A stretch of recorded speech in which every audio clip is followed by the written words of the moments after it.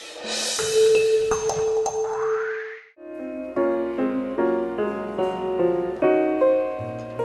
think we're going to see investment in a number of areas. I think the two that are very interesting right now are firstly in the innovation and entrepreneurship space. And the second, I think, is with all of the natural gas finds coming online. I think that's over time going to lead to something of a resurgence in low-cost manufacturing in the United States. If we were to look in the short run, I think the startup world, the technology world, and the innovation spaces are all very exciting and very active. Stanford was involved in the formation of a son 50 years ago, and at the time it was a very modest beginning with just 50 students in a class. They've added an undergraduate program. It's a fully formed university with many kinds of programs.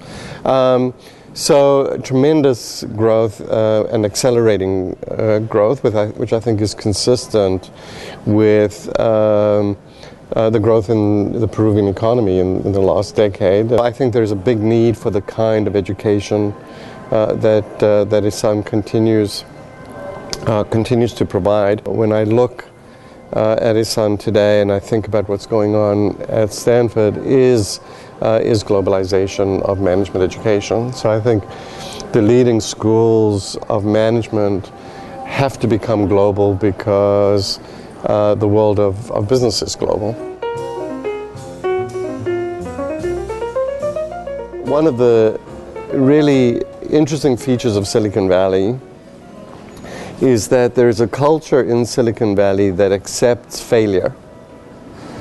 And that is very important, actually, because if you're going to innovate, there's a good chance you will not succeed. I think in some regions what we discover is that failure is really not as acceptable as it is in other regions. And I think that's something culturally that if you want to embrace innovation, you also have to understand that with it comes a risk you won't succeed. The second is that I would point to is access to capital.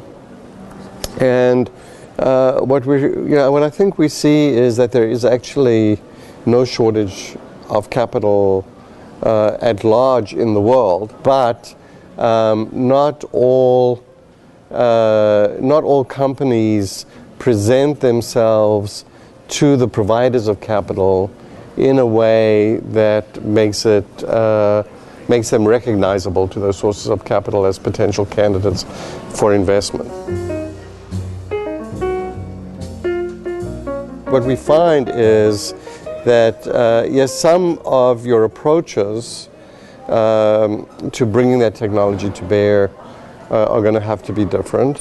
For example, I think most mobile or platform companies in Silicon Valley would be developing products for high bandwidth applications. They would be using smartphones if it's aimed at mobile phones.